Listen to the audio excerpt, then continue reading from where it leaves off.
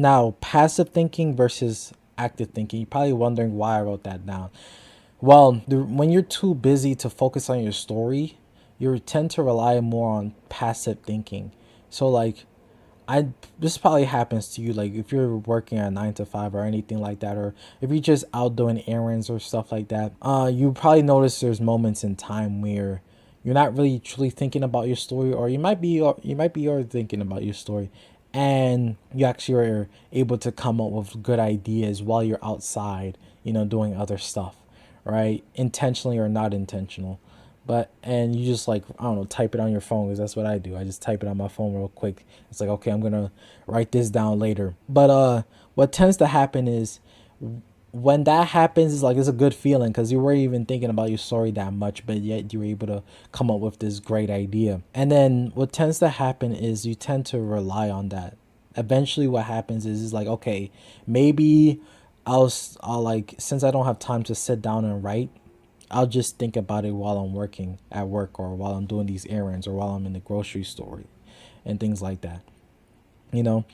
And once, because this happens to me too. This is why I'm talking about it. Once you start relying on passive thinking, you realize that the ideas are not going to come in as much as you thought it was going to come in when you when you're trying to do it while you're doing other tasks, and when you're not focused on the actual task at hand, which is focusing on your story or coming up with ideas to, of course, continue the story forward. Where active thinking is completely different.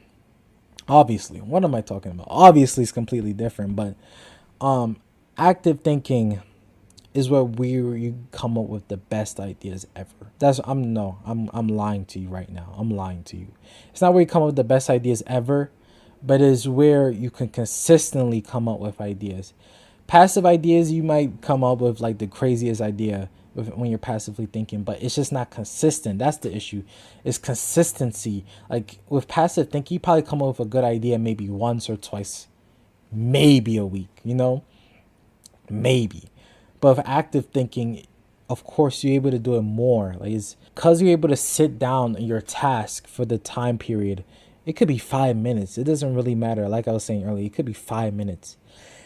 Because you're sitting down and you're focusing your brain on what ideas you could come up for the story, that's where you could be more consistent. Your brain could enter in that creative more consistently, and then you're more likely to honestly come up with ideas for your story and things like that. And it helps more in overcoming writer's block that way.